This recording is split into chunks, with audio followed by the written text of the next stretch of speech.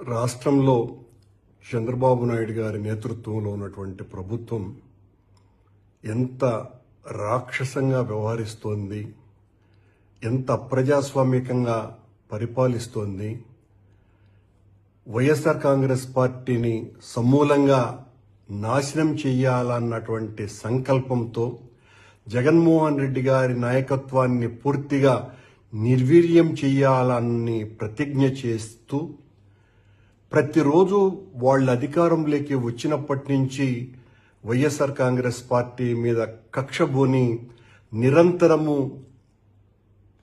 మారణ హోమం జరిపిస్తున్న సంగతి అందరికీ కూడా తెలిసిందే. జగన్మోహన్ రెడ్డి గారిని బలహీనపరచటం ద్వారానే మనం అధికారంలో కొనసాగగలము అనేటువంటి ఒక ఆలోచనతోటి వాళ్ళ అధికారంలోకి వచ్చినప్పటి నుంచి వైఎస్ఆర్ కాంగ్రెస్ పార్టీ శ్రేణుల మీద అనేక రకాలైనటువంటి దాడులు దౌర్జన్యాలు చేయటమే కాకుండా ఆ ప్రభుత్వంలో పనిచేసినటువంటి మంత్రులతో సహా శాసనసభ్యులతో సహా నాయకులు కార్యకర్తలతో సహా అందరినీ కూడా వేధింపులకు గురి చేయటమే కాకుండా చివరకు ఐఏఎస్ ఐపీఎస్ అధికారులను కూడా వదలకుండా జగన్మోహన్ రెడ్డి గారితో వీళ్ళంతా కూడా అతి ముఖ్యంగా వ్యవహరించినారు అన్నటువంటి కారణం మోపి వాళ్ళనందరినీ కూడా తప్పుడు కేసులు బనాయించి జైళ్లలోకి వేయటం మనం చూస్తున్నాం. ఇదంతా కూడా తను ప్రజలకు ఇచ్చినటువంటి హామీలను నెరవేర్చలేకపోవటం మూలంగా నెరవేర్చేటువంటి ఉద్దేశం కూడా తనకు లేకపోవటము, సూపర్ 6 అన్నటువంటి పేరుతో హామీలు ఇచ్చి అధికారంలోకి వచ్చినటువంటి చంద్రబాబు నాయుడు గారు, పవన్ కళ్యాణ్ గారు దాదాపు సంవత్సరమైనా కూడా వాళ్ళ పాలనలోకి వచ్చి ఇప్పటి వరకు ఒక్క ప్రజామోదమైనటువంటి కార్యక్రమాన్ని తీసుకోకుండా ప్రజలకు ఇచ్చినటువంటి వాగ్దానాల్ని ఒక్కదాన్ని కూడా సంపూర్ణంగా నెరవేర్చకుండా నిరంతరము డైవర్షన్ పాలిటిక్స్ చేస్తూ ఈ రకంగా ప్రతి నెల అనేక మంది వైఎస్ఆర్ కాంగ్రెస్ పార్టీ శ్రేణుల్ని అధికారుల్ని జైళ్లలోకి పంపే కార్యక్రమాన్ని మనం చూస్తున్నాం. దీనికి పరాకాష్ఠగా నిన్న మద్యం కుంభకోణం అనేటువంటి పేరుతో చంద్రబాబు నాయుడు గారి ప్రభుత్వం సీనియర్ ఐఏఎస్ అధికారి అయినటువంటి ధనంజయ రెడ్డి గారిని అలాగే కృష్ణమోహన్ రెడ్డి గారిని అరెస్టు చేయటం ఒక పరాకాష్ఠ. వాళ్ళిద్దరికీ కూడా ప్రభుత్వంలో చాలా మంచి పేరున్నటువంటి వ్యక్తులుగా వాళ్ళు పేరుగాంచినటువంటి వాళ్ళు. ధనంజయ రెడ్డి చాలా నిజాయితీ పరుడైనటువంటి ఆఫీసర్ అని, కృష్ణమోహన్ రెడ్డి గారు పనిచేసిన కాలమంతా కూడా చాలా నిబద్ధతతోటి పనిచేసినటువంటి ఆఫీసర్ అని వీళ్ళకందరికీ కూడా చాలా మంచి పేర్లు ఉన్నాయి. అలాగే ఐపీఎస్ ఆంజనేయులు గారు కావచ్చును, ఎవరైనా కావచ్చును, వీళ్ళకందరికీ కూడా వాళ్ళ విభాగాలలో అత్యంత మంచి పేరును సంపాదించుకొని వాళ్ళు ఉద్యోగం చేసినటువంటి వాళ్ళు.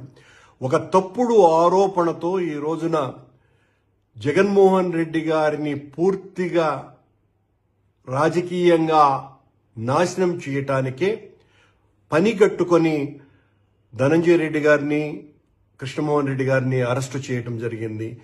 పాలన ప్రజలకు ఆమోదమైనటువంటి విషయాల మీద వాళ్ళు చెయ్యకుండా ఈ రకంగా వైఎస్ఆర్ కాంగ్రెస్ పార్టీకి అంటగాగినారన్నటువంటి పేరుతో చివరకు ఐఏఎస్ ఆఫీసర్లు ఐపీఎస్ ఆఫీసర్లు వీళ్ళనందరినీ కూడా అరెస్టు చేయటం అన్నది ఈ రాష్ట్రానికి ఒక ప్రత్యేకమైనటువంటి కార్యక్రమంగా మారిపోయింది. ఏ ఒక్క పోలీసు అధికారి ఐఏఎస్ అధికారి కూడా భవిష్యత్తులో పని చేయటానికి కూడా భయపడి వణికిపోయే విధంగా చంద్రబాబు గారి ప్రభుత్వం పాలన సాగిస్తోంది.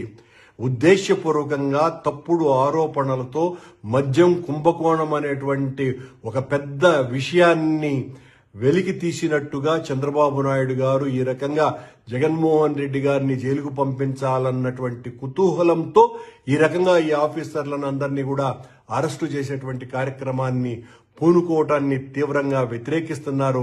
ఇది వైఎస్ఆర్ కాంగ్రెస్ పార్టీ వ్యక్తులంగా మేము చేస్తున్నటువంటి విమర్శ కాదు. సామాన్య జనంలో ఏమున్నదో తెలుసుకోవాల్సినటువంటి అవసరం చంద్రబాబు నాయుడు ఉన్నది. మీరు ఈ రకంగా అన్యాయంగా తప్పుడు కేసులు బనాయించి అందరినీ జైలుల్లోకి నెట్టివేసి మీరు ఆనందంగా పరిపాలించాలని అనుకుంటే మాత్రం అది మీ భ్రమ తప్ప మరొకటి కాదు. ప్రజలు అన్నీ కూడా నిశితంగా గమనిస్తున్నారు. మీ తప్పుల్ని ఎంచుతున్నారు.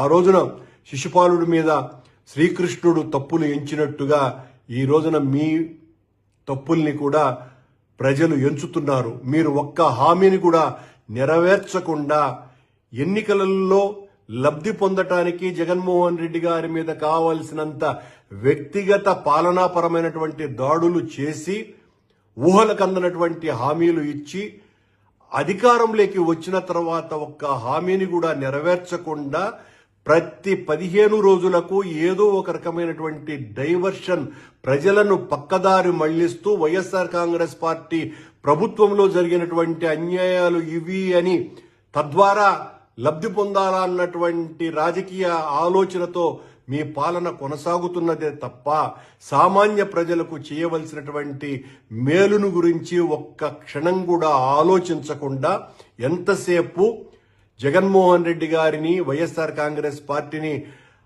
బదనాం చేయటానికి మీ సమయమంతా ఉపయోగిస్తూ ఈ రోజున నిజాయితీ పరులైనటువంటి అధికారులుగా ఉన్నటువంటి వ్యక్తుల్ని కూడా జైళ్లలోకి పంపటం ద్వారా మీరు తగిన మూల్యం చెల్లించుకునేటువంటి రోజు ఖచ్చితంగా వస్తుంది.